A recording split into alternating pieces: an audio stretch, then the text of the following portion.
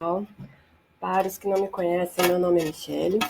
Primeiramente, eu gostaria de agradecer o convite do Thiago, do canal Geotecnia Brasil, para fazer esse vídeo. Já estou devendo esse vídeo a ele há algum tempo. Ele me solicitou um videozinho curto, para poder mostrar para vocês um pouco das minhas linhas de pesquisa. Então, dentro da minha área, da grande área aí de estudo de novos materiais geotécnicos através de materiais alternativos, resíduos e rejeitos, eu escolhi um tema específico para abordar com vocês, onde eu vou mostrar alguns resultados de pesquisas, tá? E eu espero conseguir fazer esse vídeo curto, como ele me solicitou. Então, assim, falando um pouquinho da minha trajetória, os que não me conhecem, me formei em Engenharia Civil pela Universidade de Passo Fundo, depois eu fiz mestrado e doutorado em Geotecnia na Federal do Rio Grande do Sul, na URGS, com doutorado sanduíche no Imperial College, em Londres, e eu segui, até então, nessa área de solos reforçados com fibras, sob a orientação do professor Nilo Consul. E depois disso, eu fiquei 2 anos trabalhando com pesquisa na área de pavimentação, na UFC, e depois eu entrei na PUC do Rio de Janeiro, onde eu trabalhei por 10 anos, então eu estava como associada lá na PUC do Rio, e faz 2 anos que eu estou hoje na UNB, na Universidade de Brasília, como professora titular. Tá? Então, as pesquisas que eu vou mostrar para vocês, uma parte foi desenvolvida lá na PUC, então por isso eu achei importante falar dessa minha trajetória aí antes, E a gente vai falar um pouquinho vai dar um geral, sobre as minhas linhas de pesquisa e focar em um material aí que eu gostaria de mostrar alguns resultados para vocês. Vamos ver se eu vou conseguir fazer um vídeo curto realmente, Então, a gente tem que todo o desenvolvimento aí de novos materiais geotécnicos são aplicáveis para que a gente consiga aumentar os parâmetros de resistência, melhorar o comportamento dos solos que não estão adequados para determinada aplicabilidade. E com isso a gente pode, a gente tem técnicas de reforço, tem técnicas de estabilização também, que são tradicionais, reforços através de geossintéticos, estabilização com cal, com cimento, com outros tipos de aditivos.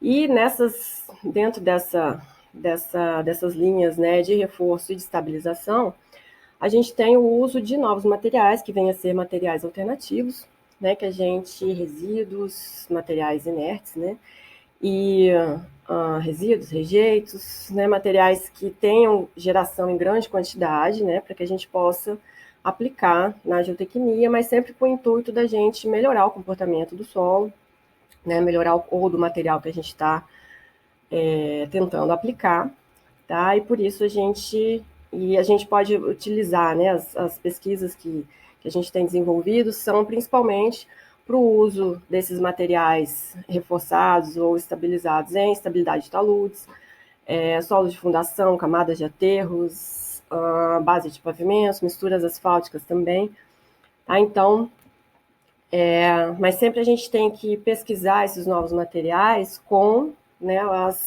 o programa experimental correto, com as cargas aplicadas corretamente, conforme a aplicabilidade que a gente vai ter depois, Então, ao longo desses anos, a gente tem pesquisado alguns materiais, a gente tem focado muito no uso de solos, como matriz. A gente tem areia, argila, bentonita também, que nós vamos ver algumas pesquisas aqui.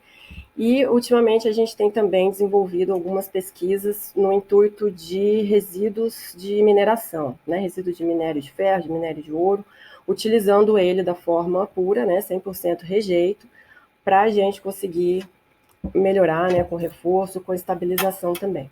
Então, é uma gama aí de materiais que a gente pode utilizar, tanto como um melhoramento de solo ou de rejeito através de reforço, e através de estabilização, que a gente fala estabilização quando terá quando esse material, né, esse resíduo ou esse rejeito vai ter alguma interação química ali com o solo, né?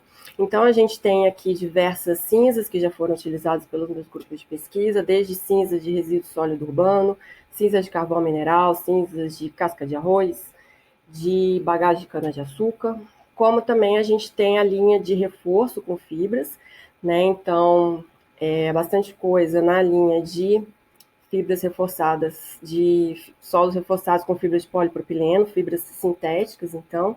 Também temos pesquisas com fibras naturais, fibras de coco, fibras de curauá, fibras de sisal, fibras de açaí. E também temos utilização de fibras PET, né? São fibras sintéticas também, mas feitas 100% com garrafas PET. E estamos utilizando agora, né? Estamos desenvolvendo uma pesquisa aí com fibras PVDF também. E como melhoramento, né, não chega tanto a ser um reforço, mas mais um melhoramento, porque os materiais não estão em formas de fibras, né, a gente tem borracha moída de pneu, né, moída em granulometria pequena, em pedaços maiores, né, as lascas e os chips. Nós temos o EPS, né, que é o isopor, que também já foi utilizado em pesquisas, e nós temos o PET, né, que é proveniente das garrafas PET, então a gente tem o PET triturado em tamanhos um pouquinho maiores, né, cerca de 1, 2 milímetros aí por partícula, e temos o pó de PET também, né, que é moído de forma bem fininha ali, quase uma granulometria ali de argila, né. Então a gente tem os materiais que vão funcionar como um reforço, vão funcionar como uma estabilização e também como uma possível, né, uma possível estabilização granulométrica, com absorção de energia também, que acaba melhorando esses parâmetros dos solos também, parâmetros de resistência do solo. E temos também essas pesquisas na área dos rejeitos de mineração puro, né, que tem sido uma tendência agora, principalmente depois desses incidentes, né, da gente tentar fazer uma aplicabilidade desses rejeitos de mineração, né, na geotecnia, então poder usá-los para compactação de aterros, né, em taludes também, em base de pavimentação, ou como misturas de revestimento também, de pavimentos. Então, a gente tem uma linha que foi feita já com reforço desses rejeitos de mineração com fibras de polipropileno, e agora a gente está com uma nova linha, né, em desenvolvimento aqui na UNB, na linha de solos estabilizados com polímeros, né, que são polímeros orgânicos, então a gente sempre pensa também em toda a questão ambiental, né, de aplicabilidade desses materiais, e a gente está estudando então esses materiais com solos e com rejeitos de mineração também, que são pesquisas ainda, né, em andamento por aqui. Então, aqui só para dar um panorama geral, né, desses anos todos de pesquisa, né, algumas coisas que alguns materiais que a gente utilizou. E hoje, como é para ser um vídeo curto, que eu vou tentar, né, fazer um vídeo curto, a gente vai focar mais no material PET, tá? Por quê? Porque o PET a gente tem 3 formas, né, de granulometria, e também porque a gente tem estudos do material PET, tanto para os 3 tipos de solo, né, que a gente usa normalmente, areia, né, argila e bentonita, para dar a diferença desse comportamento, e também a gente tem para diversas aplicações, tanto para pavimentação quanto para questão de melhoramento, né, para aterros, taludes, etc. Então, por isso eu escolhi, né, esse tema na área de utilização do PET.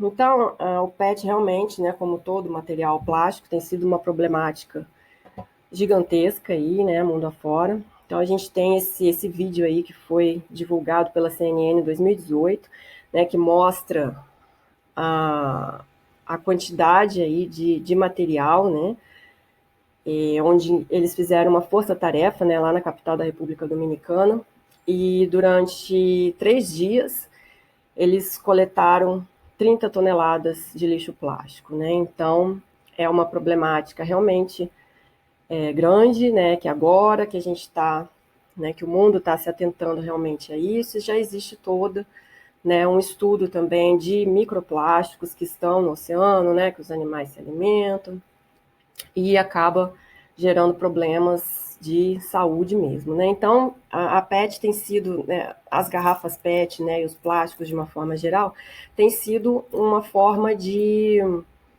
tem sido um material de estudo aí de diversas áreas, né? Não só na engenharia, mas como em áreas, né? Tem toda a visão socioeconômica também desse material, né? Na parte de reciclagem e na biologia, medicina também, né? O pessoal tem utilizado esse material. E para nós, em termos de engenharia, em termos de geotecnia, é um material que tem muita geração, né? E a gente tem uma problemática ambiental muito grande, né? Ele demora cerca de 450 anos aí para se decompor. São mais de 100 bilhões de garrafas plásticas descartáveis por ano, né? O ser humano consome quase 20 mil garrafas plásticas, estou focando mais em termos de garrafas, né?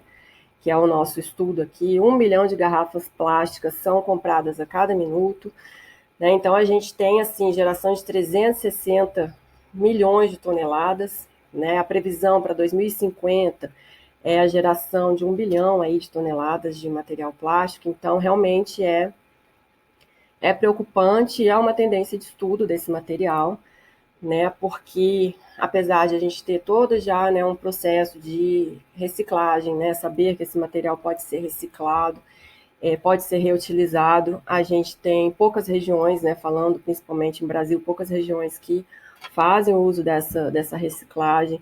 Né? As principais empresas de bebida usam só 6% do material reciclado nos seus próprios produtos. Né? Em termos de Brasil, a gente produz 10 milhões de toneladas de plástico por ano, né? O quarto maior produtor de lixo plástico no mundo. E só 1,2% desse material é reciclado aqui no país, né? Então, é uma problemática grande, realmente, e por isso, há alguns anos atrás, a gente começou a investir nessa linha de pesquisa de material PET, né? Então, o material PET ele pode ser transformado em fibras, né, que a gente chama de fibras PET, são fibras da indústria têxtil mesmo, mas que são confeccionadas com 100% de garrafas PET, e as fibras, por serem, né, de diâmetro reduzido, por serem fininhas, elas têm um bom retorno, né, em termos de aumento de resistência para a gente, para a geotecnia, no caso, né, de solos, e a gente tem as garrafas PET que podem ser trituradas e podem ser moídas também. Né? Então, o material triturado, a gente costuma chamar esse material de flakes de PET, eles podem ser triturados em trituradores convencionais, né, laboratoriais. Eles são triturados no tamanho de 1 a 2 milímetros, né, de partícula, e também tem o PET micronizado, né, que também é conhecido como pó de PET, onde a gente tem o PET, a garrafa PET moída em tamanhos bem menores, né, e quase uma granulometria aí de uma areia fina, né, de um silt aí para a gente poder utilizar. Então, esses trituradores, né, são compostos por peneiras, né, que acabam triturando esse material menor, e são materiais assim, esse é um triturador de pequeno porte, né, mas em muitos locais, as prefeituras e órgãos, né, têm acesso, têm equipamentos maiores, né, trituradores maiores que conseguem fazer, né, o uso aí, fazer a geração de grande quantidade desse material para que a gente possa usar, né. Então, as pesquisas que eu vou mostrar para vocês englobam 3 tipos de solos, né, que a gente convencionalmente utiliza para mostrar a diferença de comportamento, né? Porque o comportamento do novo material, né, de um novo compósito, depende muito da matriz do solo. Então, a gente tem pesquisas com areia média ali, areia fina, né, de uma areia pura mesmo, com solo argiloso, e também a gente usa a bentonita, né? A bentonita muito pode ser utilizada em substituição a GCLs, por exemplo, mas a gente vê muito pela questão do comportamento, né, também, porque é um material mais plástico e para a gente poder ver como que o novo material vai se comportar nesse tipo de solo. Né, ensaios de laboratório, temos ensaios de cisalhamento direto, dependendo do material, né, a gente pode fazer ensaios de cisalhamento direto, ensaios de adensamento, e ensaios convencionais aí triaxiais. Né? Então, eu vou mostrar alguns resultados para vocês de algumas pesquisas que utilizaram esses ensaios, e mais lá para frente tem mais alguns outros ensaios também que foram realizados. Então, a gente começa aqui pela apresentação de resultados de uma pesquisa de mestrado. Na verdade, todas as pesquisas que eu vou mostrar aqui foram desenvolvidas em mestrado. Tá? Então, primeiro a gente tem a pesquisa da Natália Lozada, que defendeu em 2015, mas ano passado, da pesquisa dela, a gente conseguiu publicar um artigo, né, no Journal of Materials, em Civil Engineering, da SCE. Então, né, a todos, daí eu já antecipo, né, muitas dessas pesquisas têm artigos publicados aí, tanto em eventos, né, nacionais, internacionais, como em periódicos também, em journals, tá? Então, depois, para quem quiser ir mais a fundo, né, saber mais detalhes sobre as pesquisas e tal, a gente posso disponibilizar, né, esses artigos para vocês também, para a gente ir um pouco mais a fundo aí, os interessados, né? Então, tá. Então, aqui nós temos ensaios traxiais que foram feitos em areia, né, em princípio aqui, com PET micronizado, né, que é o POD-PET, nas porcentagens de 10% e 20% de material. Então, sempre quando a gente desenvolve aí um novo material, nesses compósitos, a gente tem a tendência, né, de variar esse teor de material para ver o quanto que é utilizável aí, né, que é aplicável ou não. Então, no caso aqui da areia, a gente teve um comportamento de deformação um pouco inferior, né, com a inserção do PET, né, inferior ao comportamento do solo puro. Em termos de parâmetros de resistência, a gente teve uma diminuição desse ângulo de atrito da areia, né, mas ainda no final aqui, utilizando 20% de pó de PET, caiu para 30 graus aqui o ângulo de atrito da areia, né, que ainda está dentro dos padrões, e a gente teve um leve aumento aí da coesão, né, para 11 kPa, uma coesão aparente. Então, o PET micronizado, como ele é muito fininho, no caso da areia, ele não dá um retorno tão grande, né, em termos de aumento de parâmetros de resistência. A gente tem outros materiais que foram utilizados, por exemplo, a borracha moída de pneu, também numa granulometria mais fina, e essa já deu melhores resultados para areia. Então, assim, todo material ele tem que ser estudado a fundo mesmo, e ele varia muito o comportamento, né, conforme a matriz de solo avaliada. Já aqui, a gente continua com o PET micronizado, né, o POD-PET, onde a gente aplicou esse material em uma argila, né, nas porcentagens de 10, 20 e 30% de pó de PET. Então, aqui a gente já vê uma melhora, né? A gente tem o comportamento aqui, tensão, deformação desse solo argiloso puro, e a gente vê uma melhora na inserção do pó de PET, né, para as tensões de confinamento maiores, né, para a tensão de confinamento de 50 kPa, a gente já teve uma pequena queda, né, mas para tensões maiores a gente tem um bom comportamento, e aqui nós temos as envoltórias de ruptura, né, que mostram os parâmetros de resistência. Então, a gente teve um aumento aí do ângulo de atrito, né, e um aumento de coesão, no caso aqui, se a gente usar 30% desse pó de PET na argila, a gente tem, né, aumento aí de ambos os parâmetros, o que é, né, viável, então, essa aplicação do pó de PET para esse tipo de argila. E a mesma argila, quando colocamos os flakes de PET, que é o PET triturado, lá no tamanho de 1 a 2 milímetros, a gente já não consegue usar tanta quantidade de material, né? Lá vocês viram, né, no anterior aqui, a gente conseguiu, né, um aumento de parâmetros de resistência usando até 30% de pó de PET, mas com relação aos flakes, a gente tem que diminuir essa porcentagem, né, porque a granulometria é maior, então a gente usou 3 e 5% desse material triturado. Né? Então, na mesma argila, a gente também teve a melhora no comportamento do material, né? E a gente teve no comportamento tensão deformação e uma melhoria também em termos de ângulo de atrito, mas para 3% foi onde a gente teve, né, um melhor comportamento aí desse material, desse compósito, né? E a gente teve uma redução, né, da coesão, nesse caso, mas teve um aumento do ângulo de atrito. Então, isso é uma grande discussão, na verdade, que sempre surge, né? O que é mais importante quando a gente estuda um novo compósito? Você avaliar o aumento da coesão ou o aumento do ângulo de atrito, né? Claro que se ambos aumentarem, é um ganho positivo, né? Mas são parâmetros independentes. Então, quando a gente tem parâmetros físicos, né, que fisicamente significam são independentes, né? Então a gente tem, se você tiver o aumento da coesão e mantiver, né, o ângulo de atrito constante, ou o contrário, né, em ambos os casos a gente vai estar tendo um ganho, né? E quando a gente não tem uma queda tão acentuada também, né, não é tão prejudicial aí para esse material. E aí depois, na pesquisa do Felipe Mourão Ribeiro, em 2018, a gente já utilizou a bentonita, né? Então, o Felipe, ele estudou somente a bentonita, né, com a inserção dos materiais PET, com a inserção de borracha de pneu também, né? Então, aqui a gente vai mostrar só os resultados em PET.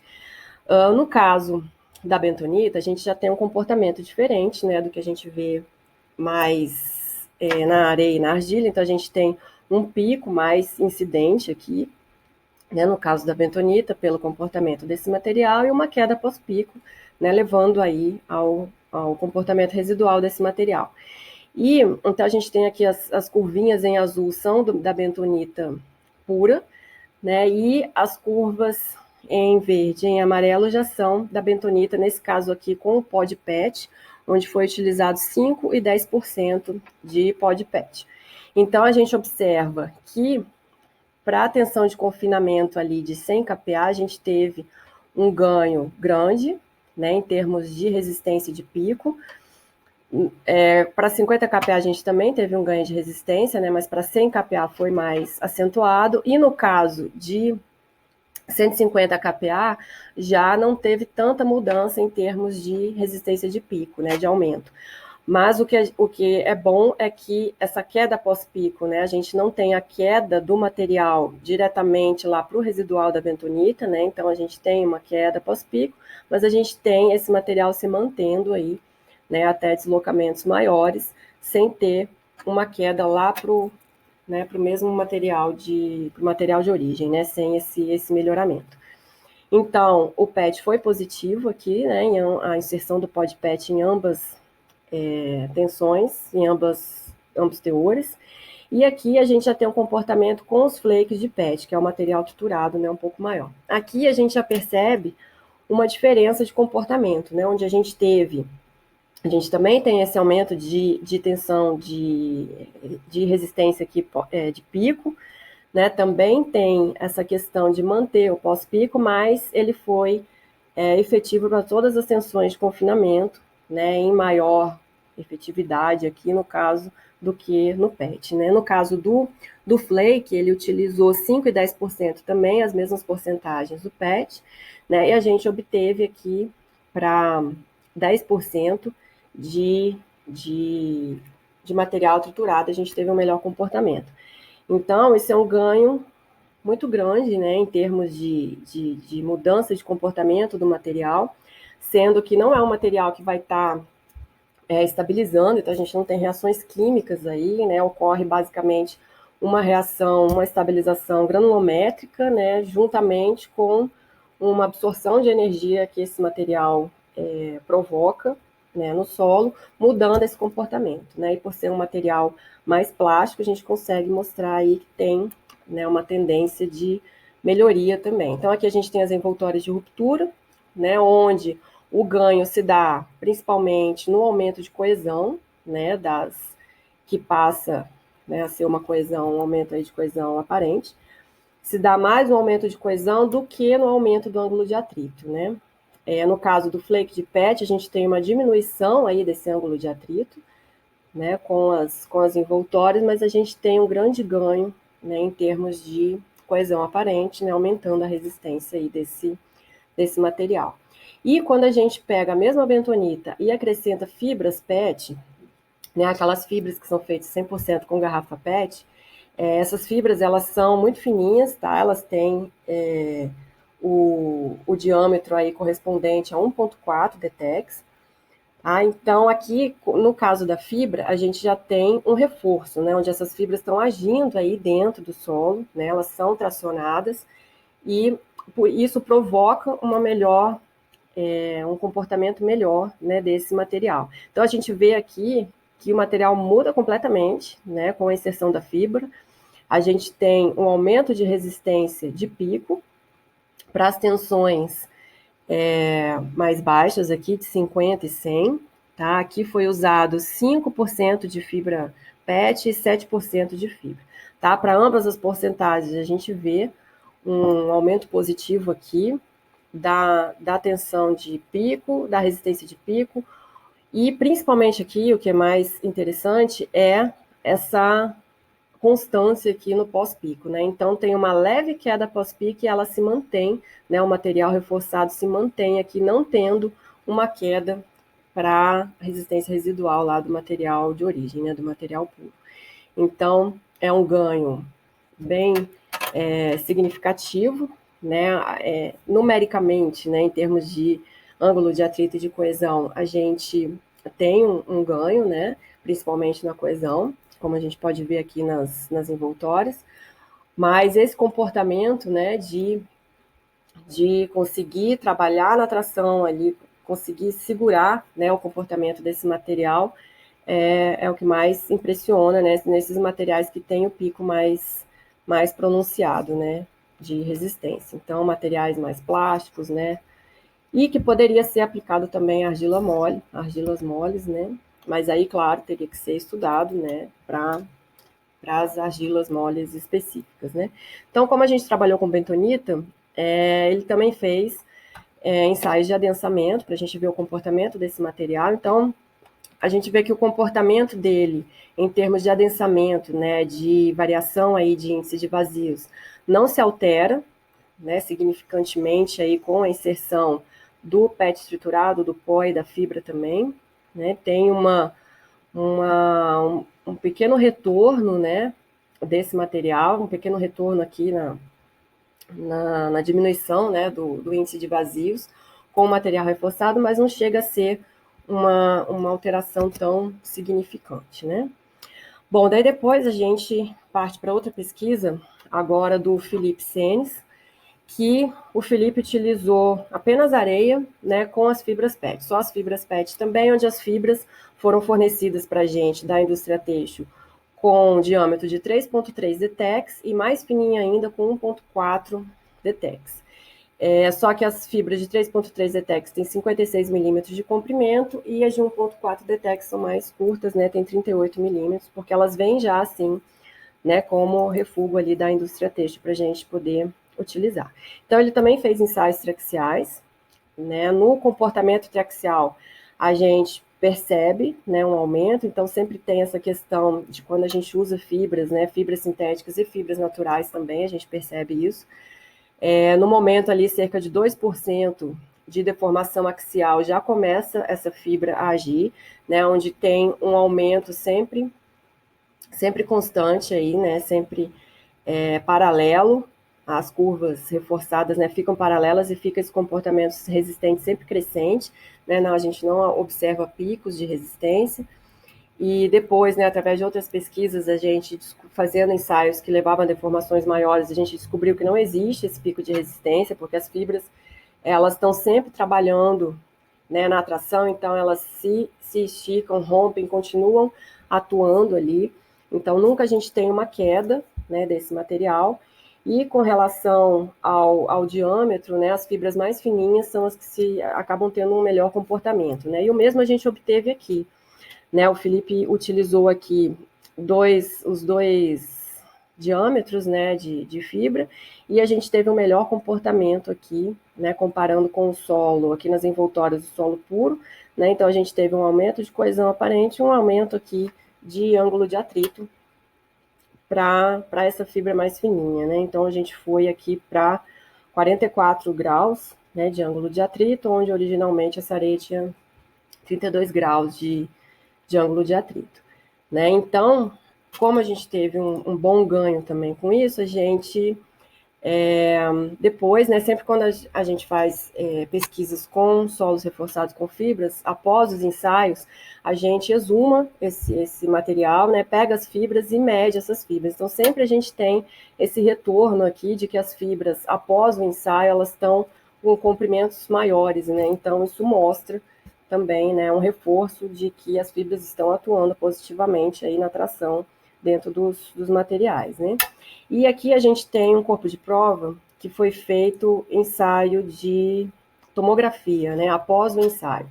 Então, outra coisa que a gente observa comumente nos solos reforçados também é que as fibras são colocadas aleatoriamente, né, dentro da massa de solo, e após os ensaios essas fibras tendem a estar mais alinhadas, né? Então a gente tem um alinhamento dessas fibras e uma tendência a elas se juntarem, né, se aglomerarem mais em certas partes, o que não acontecia antes do ensaio. Né? E também a gente vê, no caso aqui, essa tomografia, né, externa ali do material, e aqui a gente tem uma varredura, né, do corpo de prova visto internamente, né, de cima para baixo ali. Então a gente consegue ver as fibras, consegue ver os vazios, né, a parte mais escura aqui são os vazios, né, os cinzas são as partículas de solo. Então a gente consegue ver, né, que quando o material ele é compactado, né, as fibras estão bem aleatórias, bem homogêneas ali, aleatórias na massa de solo, e depois do ensaio a gente tem, né, uma tendência aí de aumento de vazios mais próximos das fibras, e essa tendência de alinhamento dessas fibras também. Né? Então são ensaios esses que a gente faz para entender melhor o comportamento dos materiais. E aí a mesma pesquisa, né, do Felipe fez também ensaios de placa nesse material, na areia reforçada, e a gente fez um ensaio de placa convencional, né, dentro de uma caixa aí com um pórtico atuador de tensão, né, o atuador era estático, né, e depois a gente fez também a simulação de um talude, de como que se comportaria esse talude a partir do momento que a gente aplicasse uma carga aqui. Né, então, sempre o material sem reforço e o material com reforço. Então, no caso dos ensaios de placa, a gente percebe aqui nitidamente, né, no comportamento aqui carga-recalque, a gente vê aqui o aumento, né, da capacidade de carga do solo reforçado com fibra. Tá? Esse solo foi reforçado com 0,5% daquela fibra mais fina, né, da fibra de 1,4 Detex. E aqui o comportamento da areia sem reforço, né? Então a areia sem reforço chegou aí, né, a 4 toneladas, mas com um recalque de 14 aí, centímetros, enquanto a areia fibra, né, chegou aí a quase 12 toneladas, com um recalque, né, de 6 centímetros. Então, a gente tem uma mudança de comportamento do material, realmente, com a inserção da fibra, né? Então, a gente passa de uma ruptura aí generalizada, né, uma ruptura por funcionamento, a gente tem uma melhor distribuição das cargas ali dentro da massa de solo, né, o que não impede, então as fibras não impedem a deformação, né, mas elas impedem essa ruptura porque elas seguram ali, né, nas trincas a gente consegue perceber que elas seguram as fissuras, né. Então aqui a gente tem dois vídeos que mostram, né, o ensaio de placa, então aqui somente na areia sem o reforço, onde a gente percebe aqui as trincas, né, e uma ruptura totalmente aqui, né, generalizada. E no caso da areia com o reforço de fibra, a gente já vê essa mudança, né, na formação das fissuras em volta aí da placa, e a gente tem, né, um leve aumento aqui na parte lateral aqui, né, da placa. Então, vendo os dois vídeos juntos, a gente consegue perceber realmente essa diferença, sendo que a areia aqui com fibra ainda teve uma capacidade bem maior, né, de carga e recalcou menos do que a areia.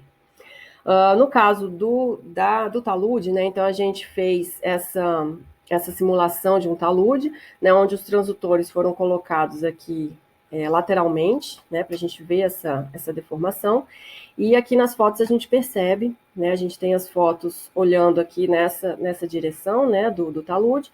Então a gente aplicou a carga aqui com a placa para ver como que se comportaria, né. Então a gente vê que na areia pura, né, obviamente a gente teve essa ruptura. Visualmente ela parece uma ruptura por cunha, né, mas depois quando a gente exumou esse material, a gente viu que era uma superfície circular mesmo aqui dentro do material. E no caso da areia reforçada, a gente teve uma leve deformação, né, mas não caracterizou uma superfície de ruptura depois quando exumou o material. E também, né, da mesma forma que o ensaio de placa lá convencional, a gente teve, né, um recalque bem inferior com aumento de capacidade de suporte aí no caso da areia fibra, né? Aqui a gente tem um vídeo, né? Então o vídeo na lateral ali, né, do talude, na face do talude. Então vamos ver de novo aqui, né, onde a gente aplica a carga aqui de placa e a gente tem essa ruptura do material, né, que, como eu falei para vocês, internamente depois fica uma superfície aí circular. E no caso da areia reforçada, a gente tem uma deformação aqui do talude, né, mas essa deformação ela é bem discreta, e quando a gente exumou, a gente não viu, né, uma superfície de ruptura formada. Então, a gente vendo os dois aí juntos, a gente percebe, né, essa diferença do comportamento que o material reforçado traz aí para a matriz de solo. Bom, aí tem uma outra pesquisa, que é da Mia Caral, e que ela já avaliou a inserção do material PET, tanto os flakes de PET quanto o PET micronizado, né, o pod PET, em misturas asfálticas, né? Então, aqui no caso das misturas asfálticas, a gente pensou numa ideia inicial de, primeiramente, talvez você utilizar o material sem perder, né, resistência, utilizar o material, o resíduo, né, sem perder resistência mecânica. Mas depois a gente conseguiu perceber que há uma melhoria, né, dos parâmetros de resistência também nas misturas asfálticas. Então, como foi um estudo inicial, a gente pegou uma mistura convencional, né, de CBUQ, de concreto betuminoso usinado a quente, né, onde tem uma granulometria diversa aí, né, uma granulometria densa, e a gente substituiu parte desse material, parte do material fino, no caso, né, da areia e do pó de pedra, que é utilizado na granulometria da mistura asfáltica, a gente substituiu por flakes, que é o material triturado, e pelo pó de PET, né, que estaria substituindo aí o pó de pedra. Então, foi feita a compactação Marshall, né, por golpes, depois a gente teve ensaios de módulo resiliente, de vida de fadiga também, resistência tração também, né, e vida de fadiga nesse material. Então, foram feitas diversas misturas, né, usando 0,5% de flake, 1%, 0,5% de flake de 10 milímetros também, 1% de 10 milímetros, para a gente ver essa diferença de tamanho, né, do material, não só o teor. E foi feita também a mistura com 0,5% de flakes do material triturado com 10 milímetros de tamanho, tá? Então aqui vocês veem que o flake triturado a 10 milímetros a gente não usou no solo, né? Porque não deu um bom comportamento inicial. Então por isso que as pesquisas com solo a gente usa um material com 2 milímetros de tamanho, né, das partículas. Já aqui, o material que se comportou melhor acabou sendo o 0,5% de 10 milímetros, né? Então aqui a gente conseguiu inserir o flake um pouquinho maior, né, aí como triturado. E a gente também fez uma outra mistura, né, com os 10%, os 0,5% de 10 milímetros e mais 2,5% do pó de PET, né, onde esse 2,5% entrou substituindo aí o fino da mistura, né, o material de pedra, o pó de pedra. Então, esse material ficou com 5,5% de teor de ligante, e aqui a gente tem resultados, né, que são mais importantes de resistência à tração e de módulo de resiliência, onde o azul aqui indica a mistura convencional, né, então a gente percebe que algumas misturas ficaram com a resistência à tração mais baixa que a mistura convencional, mas as nossas misturas aqui com 1% de 2 milímetros, com 1% de 10 milímetros, e a mistura com 10 milímetros e pó de PET, né, todas se apresentaram aí no comportamento de resistência à tração superior à mistura convencional. Então, isso já foi um ganho, né, porque a gente achou que a gente iria só ter um uso, né, mais nobre desse material, em termos da parte ambiental e tal, e não teríamos tanto ganho na resistência, mas esse ganho aconteceu, né? Em termos de módulo aqui, a gente tem essa mistura usando o pod PET e o flake com o módulo bem parecido, né, com a mistura convencional, e a gente teve a mistura aqui com 0,5 de 2 milímetros de flake, que deu o módulo aí superior, né? Então, com isso a gente já teve uma validação aí do material, mas o comportamento de vida de fadiga foi o que mais teve ganho aí nesse caso, né? Então, a gente vê aqui no gráfico de vida de fadiga, a mistura convencional é essa vermelhinha, né? E a nossa mistura só com o flake de PET e também a mistura com o flake com o pod PET, ambas, né, tiveram um comportamento ali bem semelhante, onde a gente teve um aumento dessa vida de fadiga, né? Então, para uma mesma tensão aplicada, né, as misturas onde o PET foi inserido tiveram aí, aguentaram, né, um número de aplicação bem maiores aí para a determinação aí dessa vida de fadiga, né? Isso pode ser visto melhor nesse gráfico aqui. Então, aqui a gente tem, né, a mistura aqui, ó, 0,5% de flake de 10 milímetros, né, onde foi bem superior o comportamento aqui, o número de aplicações, né, para a vida de fadiga comparada à mistura convencional, que é essa aqui, e a gente teve aqui a mistura, então, de 10 milímetros de 0,5%, mais o pod PET, que foi a que se comportou melhor, né? Então, em termos mecânicos, a gente teve uma melhoria, a gente pôde usar esse material, né, 0,5% e 2,5% desse material para a mistura asfáltica. Então, a gente teve um ganho de resistência mecânica, teve um ganho aí também, né, em termos de uso desse material, de dar um fim mais nobre, né, a ele. E esse material, ele é de grande geração, então ele permite, né, uma aplicação aí na área de pavimentação. Fazendo uma simulação grosseira, né, para 1 quilômetro de rodovia, são utilizados para fazer essa mistura aqui, né, essa mistura de 0,5% de 10 milímetros de flake com 2,5 de pod PET, são usados aproximadamente 24 mil quilos de garrafas PET, tá? Para esse 1 quilômetro de rodovia, isso equivale a 417 mil garrafas PET. Então, parece muito, mas quando a gente for ver somente o que foi consumido nas Olimpíadas do Rio de 2016, esse número equivale a 0,002% do consumo, né? Então, é muito baixo porque realmente a gente tem muita geração. Então, com garrafa PET, a gente poderia fazer aí muitos quilômetros, né, de rodovia em termos de mistura asfáltica. Então, como a gente teve bons resultados nessa pesquisa, né, agora aqui na UNB a gente está desenvolvendo 2 pesquisas, né, uma de mestrado e uma de doutorado, onde uma é na utilização do pod PET para misturas de areia e asfalto, né, já que são materiais mais finos para a gente ver esse comportamento, ele já está se apresentando positivo aí, porque muitas vezes a gente tem misturas de areia e asfalto que a própria areia não se encaixa, né, dentro da granulometria de norma e não atende aos pré-requisitos, mesmo assim essa mistura é utilizada, né, na prática. Então, a gente está tentando modificar, né, essa areia asfalto, a mistura, né, de algo que é convencionalmente utilizado com a inserção desse pod PET.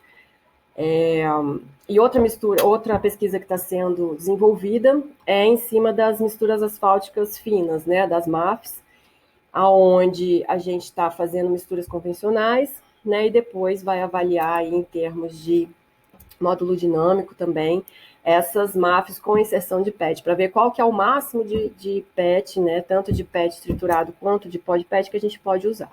Tá? Então, são 2 pesquisas que estão em andamento no momento, né, espero em breve poder mostrar resultados aí para vocês também. E seguindo na linha aí do PET, eu acho que eu já estourei o tempo, mas eu vou terminar, né? A gente teve outra pesquisa, né, usando o PET para reforço, para melhoramento de solo, mas nesse caso para aplicabilidade em base de pavimentos, né? Porque nesse caso a gente tem cargas cíclicas atuando. E a gente já percebeu que muitos materiais, como, por exemplo, borracha de pneu, ela tem um comportamento muito bom quando você faz a melhoria do solo, onde vai ter solicitações estáticas ali, né, taludes, AT, solo de fundação, etc. Mas quando você faz a pesquisa para solicitações cíclicas, né, para a gente poder utilizar como base de pavimento, por exemplo, ela já piora o comportamento do solo em termos de módulo resiliente. Então, né, todo material ele tem que ser testado, né, conforme a aplicabilidade que ele vai ter. Então, faltava a gente testar esse material PET num solo, né, convencional. Esse é uma argila laterítica aqui de Brasília. Então, ela é uma argila que apresenta um bom comportamento, né, apesar dela ter um comportamento colapsível, ela tem bons parâmetros aí em termos de módulo. Mas aí a gente queria ver como que se daria esse material acrescentando pó de PET, PET triturado e também as fibras PET, né? Então, aqui a gente tem resultados, né, de curvas de compactação nesse material, né, que é um material argiloso. Foi feito ensaio de módulo resiliente com cargas cíclicas, né, o triaxel cíclico no laboratório. E aqui a gente tem resultados, né, dos módulos resilientes, aqui o comportamento geral, né, a gente juntando o comportamento tanto em tensão de desvio como em tensão de confinamento. Aqui a gente tem o material puro, né, o solo puro, e as variações com o pó de PET. Então, aqui já pelo comportamento, né, 3D aqui do material, a gente já vê que 10% de pó de PET deu uma melhoria nesse material, em termos de módulo resiliente, tanto para quando você avalia a tensão, a influência da tensão de desvio, quanto da tensão de confinamento, mas quando a gente aumentou a porcentagem desse pó de PET, ele já diminuiu, né, o comportamento resiliente, aí, o modo de resiliência desse material.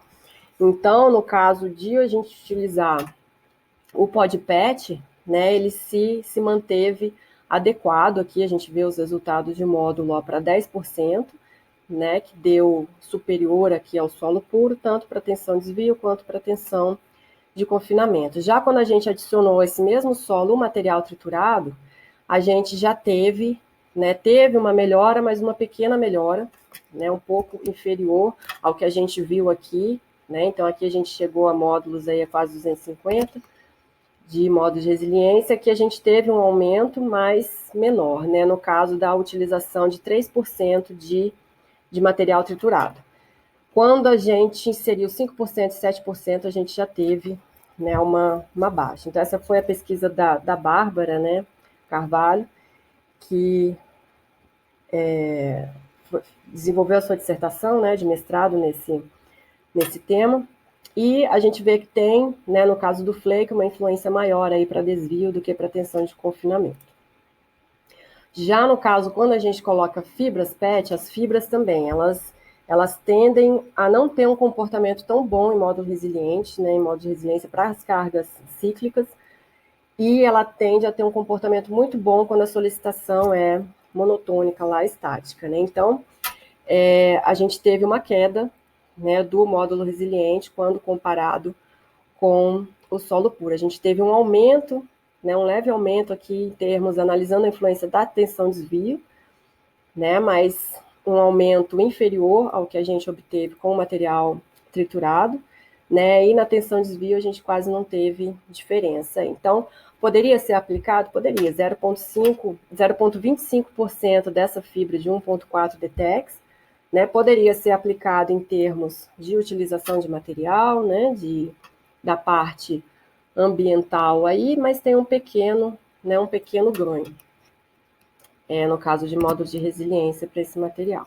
Já no caso, né, dos flakes, poderia ser usado 3%, que já daria um ganho, mas o ganho maior que a gente obteve realmente foi com o pó de PET, né? Então, se a gente fosse propor, né, um pavimento ecológico, diríamos assim, no caso de utilização do solo de Brasília aqui como base, né, de pavimentos, e uma camada de revestimento em CBUQ, ambas poderiam ser reforçadas aí com esse material, melhoradas com esse material, né, onde a gente não teria todas as nossas pesquisas, a gente no final faz ensaios químicos em muitos materiais, faz ensaios de lixiviação, né, quando pertinentes, quando a gente está usando mais a questão dos aditivos, né, de uma estabilização mais química, e sempre a gente tem a viabilidade positiva desses materiais, né, então no caso aqui a gente teve comportamento do PET, que é um material inerte, né, mostrando que a gente pode utilizar esse material realmente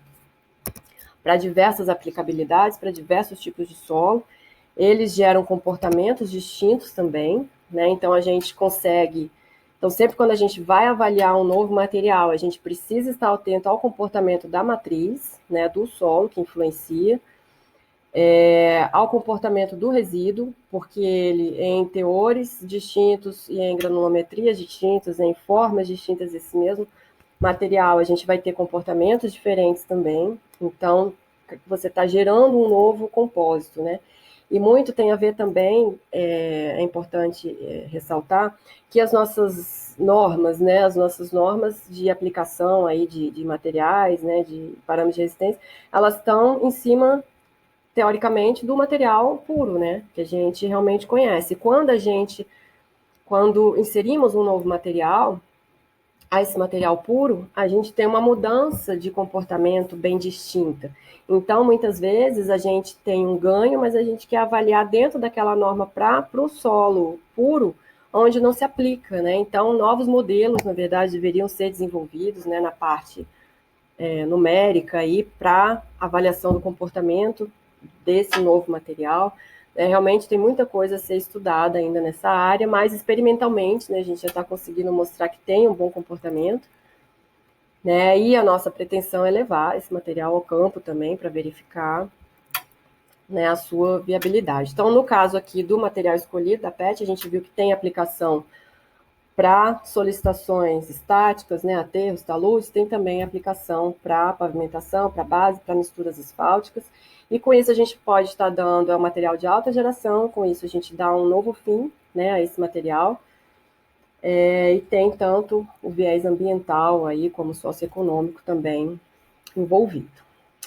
Né? Então a gente fez também estudos em outros materiais, né, como eu falei anteriormente, em borracha de pneu, em EPS, né, com isopor. A gente obteve bons resultados, também tem essas pesquisas para viabilizar, né, para quem tiver interesse.